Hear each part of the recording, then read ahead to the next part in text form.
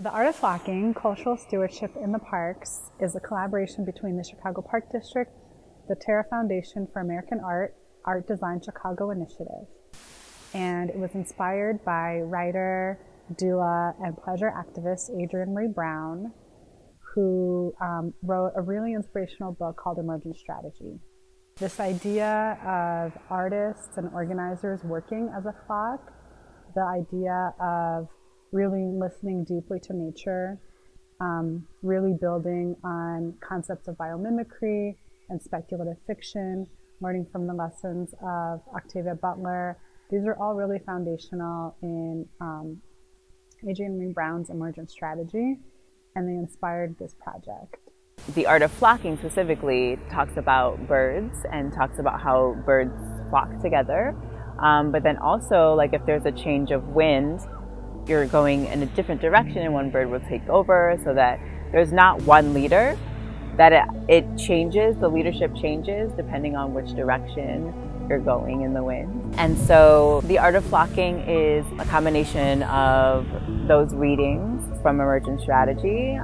It was also a combination of different artists throughout Chicago, learning from them, listening to them. Artists like Hector Duarte, a Pilsen-based muralist and public artist, the artist collective Sapphire and Crystals, which is Chicago's first and longest standing Black women's artist collective, founded by Marva Lee Pitchford Jolly and Felicia Grant Preston in 1986.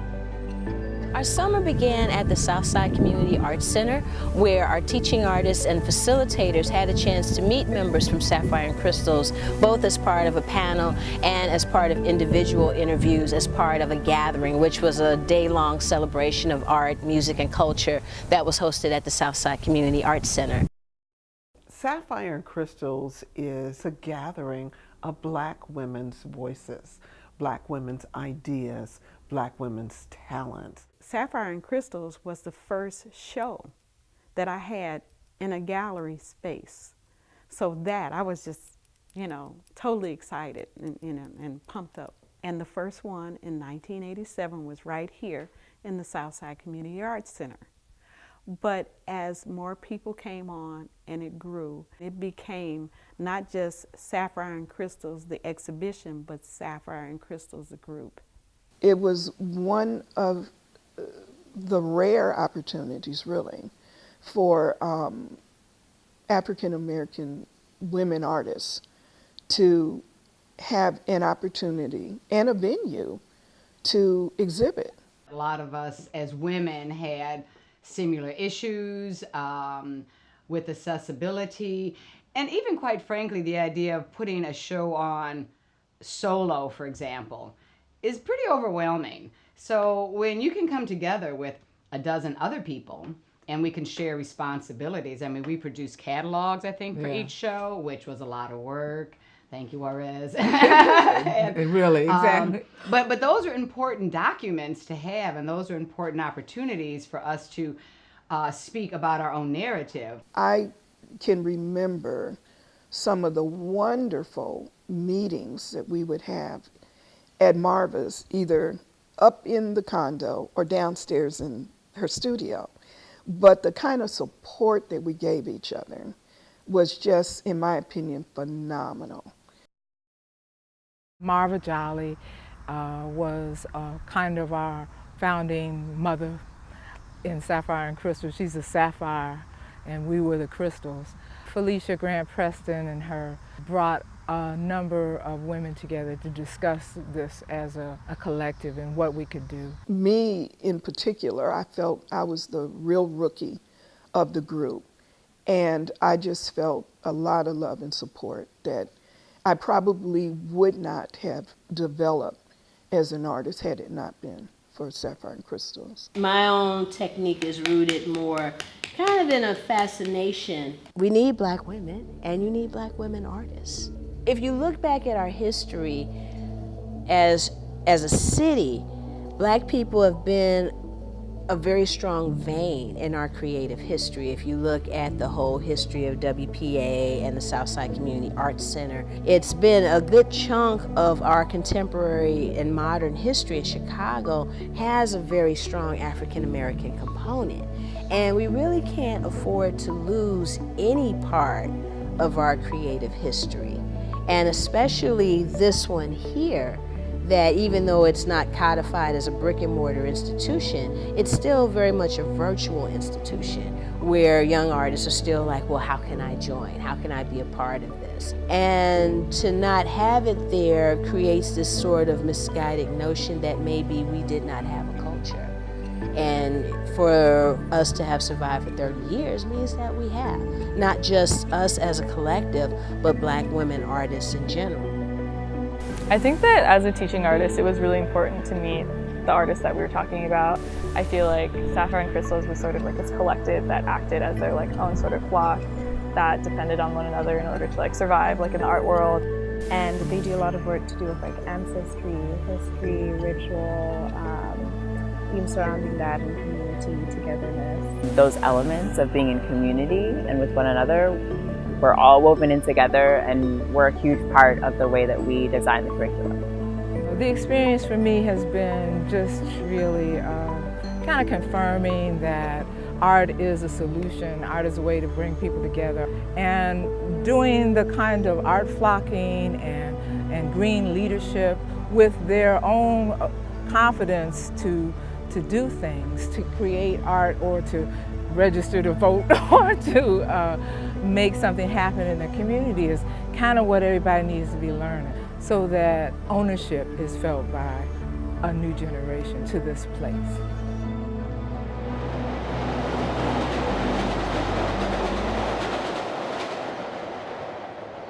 Our next visit was to the studio of Hector Duarte in Pilsen, which was just an amazing thing in and of itself to see the working space of an artist. And we started making the butterflies for our culminating project.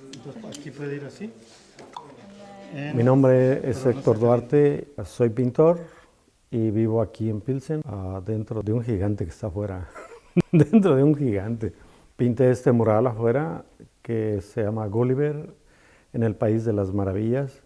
Y estoy haciendo alusión al gigante, pero cambió un poquito la historia. La historia es un gigante latino que cruzó la frontera y ahora se está liberando, está atado con alambre de púa, y el alambre de púa representaría lo que es la frontera. Pero ese gigante representa a 11 millones de personas que no tienen pues, su registro oficial aquí en este país. Pero esos 11 millones pagan impuestos y no pueden disfrutar de los beneficios de este país. Entonces es un llamado a la gente para que podamos presionar a los políticos para que pasen la ley de amnistía o una nueva ley de migratoria, para que puedan quedarse aquí pues, y disfrutar del sueño americano, que es lo que ofrece este país, pero parece que ya no. Una cosa interesante es cuando llegué la primera vez acá me sorprendí cuánto mexicano había y dije, ¿qué están haciendo estos acá? Y pues tan lejos de la frontera, se me hizo raro y a la vez me gustó porque pues aquí ya podía sentirme como en casa, ¿verdad? En Pilsen además. Al ver toda esa referencia de tantos mexicanos tan lejos de México.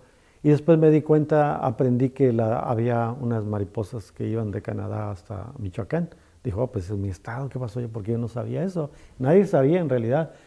Fue un canadiense, un profesor canadiense que descubrió eso y les siguió el rastro y fueron a dar hasta Michoacán. A partir de eso empecé a relacionarlo con la migración de los mexicanos, de michoacanos, hasta aquí. Y esa fue la primera conexión que hice de que las mariposas son migrantes y nosotros también, pero ellas van y vienen y nosotros ya no regresamos. Aquí me di cuenta que lo que había dejado en México, la cultura, porque aquí todo es diferente. A las nuevas generaciones trato de mostrarles, de enseñarles algo de México, porque muchos pues nacieron acá y ni español hablan, entonces les trato de inculcar y decirles, si tú conoces tu cultura, tú puedes aprender de tus raíces y a la vez mejorar en el futuro. Puedes crear una cultura nueva y tomar lo mejor de la cultura mexicana y lo mejor de la cultura de aquí, de este país. Cada quien puede rehacer su cultura dentro de esta ciudad. Y si no se hiciera así, otra vez quedaríamos asimilados y perderíamos de dónde venimos. Y la memoria se perdería. Por eso es importante ir en contra de la globalización, pues en todos los aspectos, porque nos hacen olvidar nuestras tradiciones, olvidar nuestra forma de vivir de cada quien, de cada tradición, y así no la pasamos a los niños, a los jóvenes, y necesitamos que siga vivo esa llama para que no se pierda la memoria cultural. Si uno no conoce de dónde viene, no podría uno hacer ningún cambio, porque estamos metidos, inmersos en esta forma de vivir y no vemos para los lados, no vemos para atrás. Esta cultura no tiene historia, entonces tenemos que cambiar eso, tenemos que regresar y eso es parte de la médula del futuro. Si no, nada va a pasar y vamos a seguir repitiendo, como digo, los errores del pasado. The way that I was able to sort of like see this work firsthand and hear Hector Duarte in his studio talk about his own work, his paintings, I sort of realized that it's all about like our own human experiences and how we're able to pass those on, like by teaching a skill, like by creating art together. I've learned a lot working with young people in the city of Chicago on making art. I've realized it's a very resilient city. It's a city where young people are oftentimes summarized and put into categories and boxes, and art allows for them to begin that lifelong journey of self-definition and finding out their talents and their abilities. And hopefully what Azucena and myself have been trying to share with the young people here is providing some sort of good for them and providing them with an opportunity for growth and learning more about who they are and what they can accomplish. What do we kind of think about when we see butterflies? Do they make us feel happy, sad? Happy because they're beautiful. Happy because they're beautiful.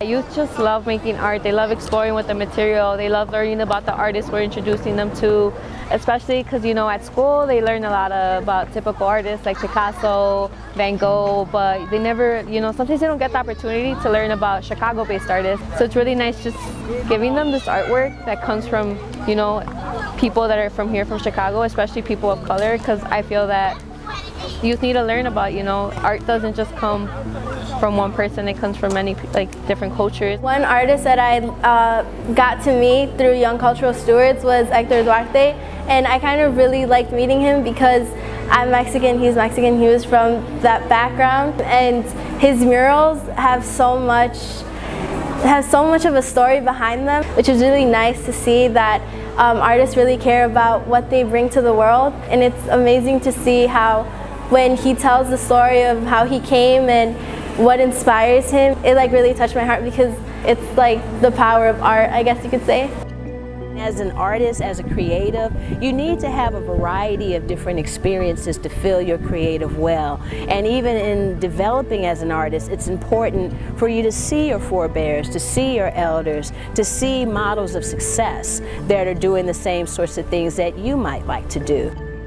For the past 6 weeks, we have been doing a lot of art and like opening up to one another, and we've been focusing on butterflies. So the first to second week we're focusing on the egg of the butterfly. Once we're like an egg, we're kind of protected, and like when we get a caterpillar we get to like roam around, and the cocoon is like when we really like focus on ourselves and like close up.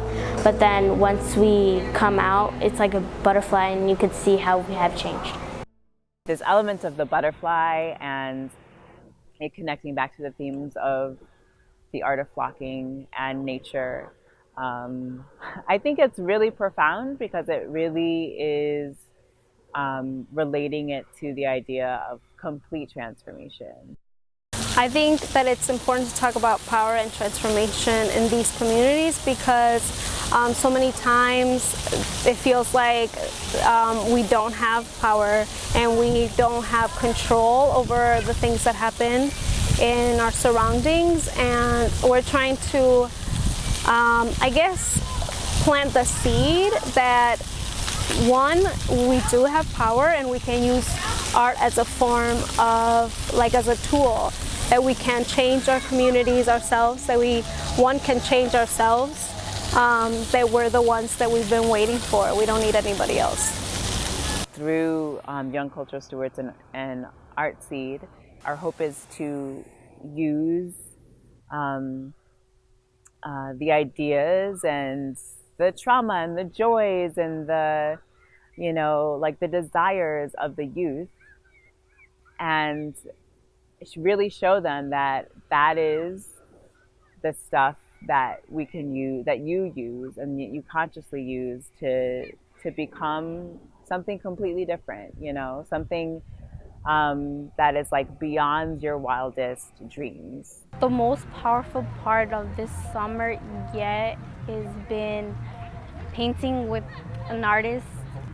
Meeting Arlene in person was inspiring because we've talked about how she started painting on the streets. She started painting and showing off to her friends, so that's what inspired me. I've been painting in the streets too. I put myself out there, which is really scary, but it ended up being something like coming out of my shell, and I'm really glad I have, and my parents are like proud of me too.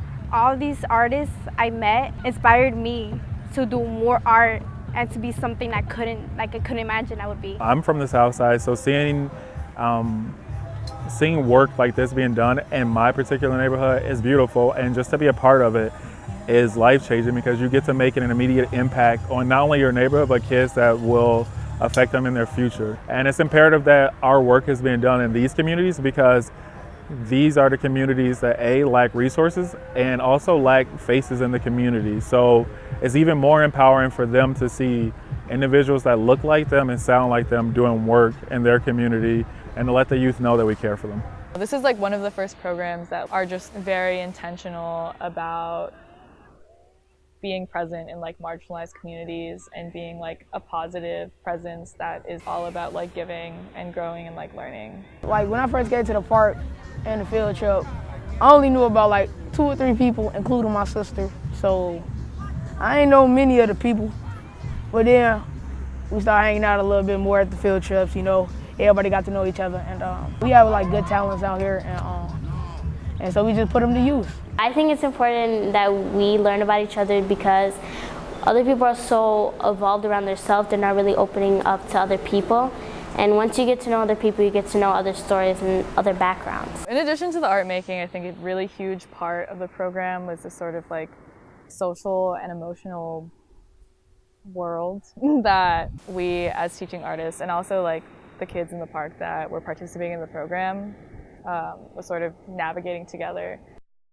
Here, you're learning to take out your emotions, you're learning to be friends, have family, just rely on other people. We have all these conversations about friends and where we come from, and like we all just kind of listen and we all just bond together. It's more than painting because you build friendships, families, and you could fall on that when you're like down deep and you need to come up to the clouds. Like, there are people that you can talk to here that just helps you do anything. This program really helps people learn what they're made of and learn what others are made of, and it kind of brings peace in one environment, and if you can do that in one environment, then you can do that in one community, which is really cool. So today we're at 31st Street Beach for our culminating event. I'm from Art Seed, there's Young Cultural Stewards, and we all came together for our culminating event. We brought some of the work that we made over the summer. The kids made murals from the west side, in particular the art that we did on the south side. We made the one-day houses where kids reflected on houses that resemble the homes in their communities, but also the power of fixing things and taking control of your own neighborhood. Getting near the end of our programming, we started to talk about our culmination event, and get them to think about how they would like to portray themselves in the public, or things that were important to them in the community that they wanted to share. So they made flags, they made banners, they made community murals, and different things that they wanted to share. Our culminating event at the end of the Art of Flocking was a butterfly parade at the Margaret Burroughs Inn. We partnered with the Jabberwocky Marionettes and young people from the Young Cultural Stewards at Artsy programs created butterflies from across 22 different parks in order to imagine a world without borders. We had a procession that went to La Ronda Paracata at Duarte's public sculpture within the Burnham Wildlife Corridor, and it was really this opportunity for young people all across the city to come together, to play, to laugh, to honor these artists. Sapphire Crystals were there, Juarez Hawkins and Arlene Turner Crawford did a beautiful ceremony, really thanking the ancestors who created an altar in the space. Hector Duarte talked about the significance of Paracata and the migration of the monarch butterfly from North America to Mexico, and the young people really got to be celebrated. It was just kind of a culminating expression of just being free and like playing in the beach and doing artwork and running around with butterfly wings. And so it was, I think, probably over most of the things that I experienced over the summer. It was like one vision for freedom and for transformation. There's an art to flocking, staying close enough not to crowd each other, aligned enough to maintain a shared direction, and cohesive enough to always move towards each other. Adrienne Lee Brown.